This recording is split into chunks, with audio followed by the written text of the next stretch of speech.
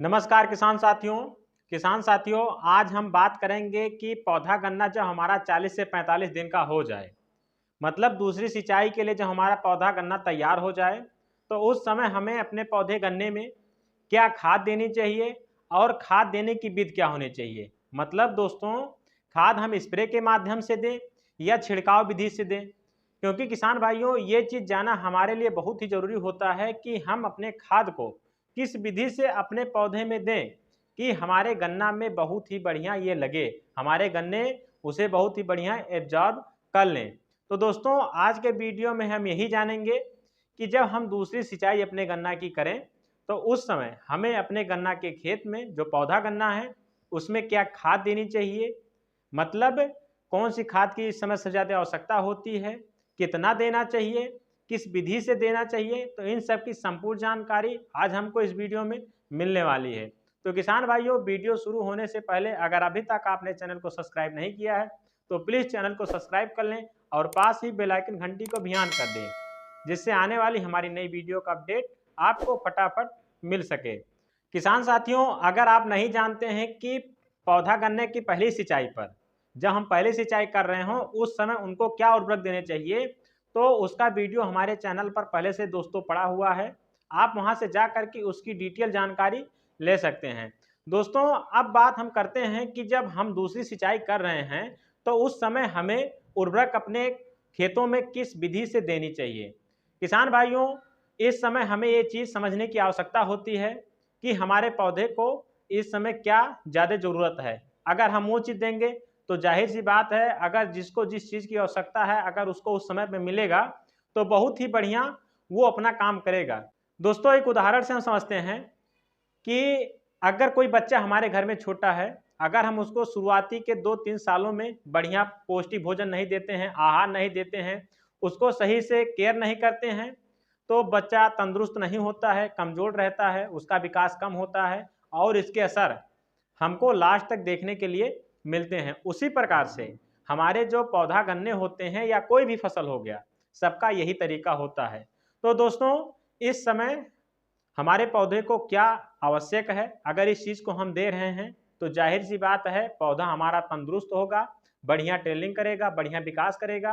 क्योंकि किसान भाइयों आप देखिए अपने गन्ने में जा करके जो पौधे शुरुआत से ही बढ़िया मोटे निकलते हैं, तंदुरुस्त रहते हैं, उनसे टिलरिंग भी बहुत अच्छी होती है। उसके बगल से जो कल्ले निकलने चाहिए बहुत ही अच्छे निकलते हैं, वो गन्ना बहुत ही बढ़िया होता है। तो किसान भाइयों चलिए अब हम उस गणित को समझते हैं कि इस समय हमारे पौधे को क्या चीज़ बहुत ही आवश्यक होता है जो हमको देना चाहिए। अक्सर दोस्तों हम बात करते हैं एनपीके के बारे में कि गन्ना के लिए या किसी फसल के लिए एनपीके बहुत ही ज़रूरत होता है, क्योंकि इससे हमारे पौधे को नाइट्रोजन, फास्फोरस, पोटास ये सभी मिल जाते हैं। किसान भाइयों हम आपको जो भी मात्रा बताएंगे 1 एकड़ के लिए बताने वाले हैं, तो इसमें आपको क्या करना है, 1 एकड़ के लिए एनपीके 19-19-19 जिसमें नाइट्रोजन, फास्फोरस और पोटास तीनों 19-19% में आता है, आपको यही लेना है किसान भाइयों।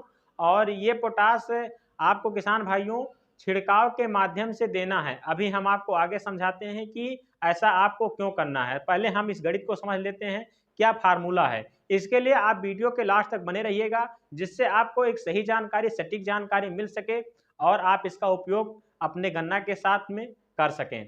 तो दोस्तों आपने एनपीके ले लिया 19-19-19 1 केजी प्रति एकड़ के लिए। इसी के साथ में किसान भाइयों आपको लेना है बोरान। अब बोरान हमारे अक्सर किसान भाई ध्यान नहीं देते हैं कि हमारे पौधे को बोरान की भी आवश्यकता होती है। जिस तरीके से एक मनुष्य को बोरान की बहुत ज़्यादा आवश्यकता होती है, उसी तरीके से जो पौधे होते हैं अगर उनमें बोरान नहीं दिया जाता है तो बोरान का क्या काम होता है किसान भाइयों, जब बोरान हमारे पौधे में जाते हैं तो जो पौधे होते हैं जो पृथ्वी से जल या पोषक तत्व जो ग्रहण करते हैं, वो जाइलम फ्लोएम के माध्यम से जो बोरान होता है पौधे के पूरे भाग में इसको पहुंचाता है।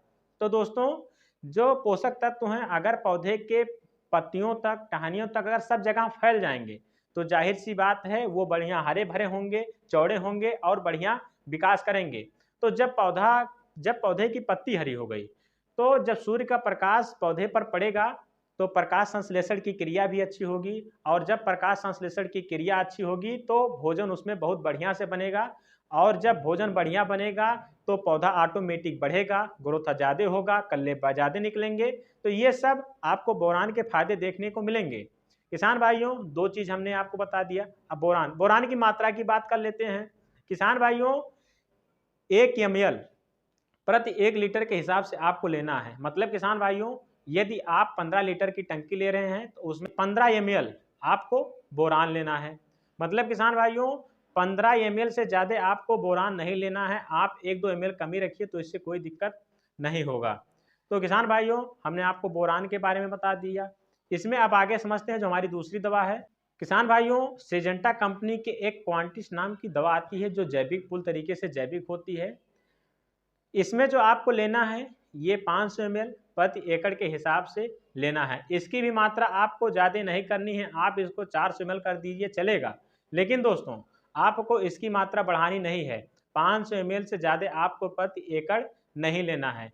तो दोस्तों, इन तीनों का आप बढ़िया से अगर मिक्स बना लीजिए, मतलब 1 एकड़ के लिए दोस्तों आप इनको बढ़िया इनका कॉम्बिनेशन बना लीजिए, और इसके बाद स्प्रे के माध्यम से आप इनको अपने पौधे पर दे सकते हैं। किसान भाइयों, ध्यान दीजिएगा, आपको हमने जो भी ये कॉम्बिनेशन बताया है इसका स्प्रे लगाना है। कुछ किसान भाई समझ नहीं पाते हैं, कहते हैं जड़ों में देना है, लेकिन नहीं, जड़ों में नहीं, आपको पत्तियों पर देना है।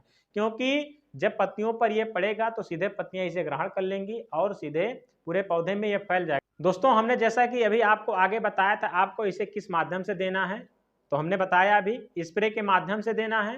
क्योंकि दोस्तों, आप जानते हैं या समझते होंगे, आप भी देखे होंगे कि जब हम उर्वरकों को सीधे ज़मीन में देते हैं तो उस उर्वरक का पूरी मात्रा हमारे पौधे नहीं ले पाते हैं ज़मीन में, कुछ वातावरण में चले जाते हैं, कुछ ज़मीन में रिसा करके पृथ्वी में चले जाते हैं, तो सारी मात्रा उनको नहीं मिलती है। लेकिन अगर आप स्प्रे से देते हैं पौधों को कोई चीज़, तो लगभग 100% नहीं बोल सकते हैं, लेकिन 90% हमारे पौधे उसे एब्जॉर्ब कर पाते हैं और इसका सही उपयोग ले पाते हैं।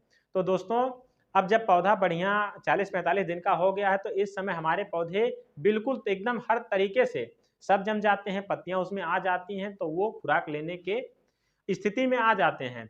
तो जब आप स्प्रे देंगे तो ये बढ़िया से उसको ग्रहण कर पाएंगे। इसी के साथ में हम कुछ सावधानी की बात कर लेते हैं। दोस्तों, जब भी आप इसका स्प्रे अपने खेत में लगा रहे हों तो आपके खेत में जब बढ़िया नमी हो तभी लगाइए। मतलब जब दूसरी बार आप पानी लगा दें और उसके बाद जब आपके पैर खेत में चिपकने लगे उस समय आप अपने खेत में जा करके इसका स्प्रे लगाइए। खेत सूखा हो, आपको उस समय बिल्कुल भी इसका स्प्रे नहीं लगाना है, पत्तियों पर स्प्रे करना है, जड़ों में नहीं डालना है। दोस्तों, ये जो कॉम्बिनेशन हमने आपको बताया है, गन्ने के लिए बताया है। अगर आप और फसलों में इसका उपयोग करना चाहते हैं तो आप इन मात्रा को पूरा आधा कर लीजिए। एनपीके को आधा कर लीजिए, 500 ग्राम कर लीजिए।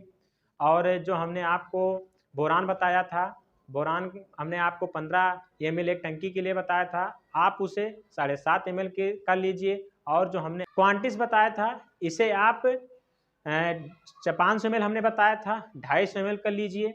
तो इस प्रकार से आप और अपने अन्य फसलों पर भी इस कॉम्बिनेशन का आप छिड़काव कर सकते हैं। तो आशा है दोस्तों आपको ये वीडियो पसंद आई होगी। अगर वीडियो पसंद आई है तो किसान हित में वीडियो को शेयर करिए, वीडियो को लाइक करिए, चैनल को सब्सक्राइब करिए, और नए नए वीडियो पाने के लिए आप नोटिफिकेशन को ऑन करके रखिए। तो फिर मिलते हैं दोस्तों एक नई वीडियो में एक नई जानकारी के साथ। तब तक के लिए धन्यवाद। जय जवान जय किसान।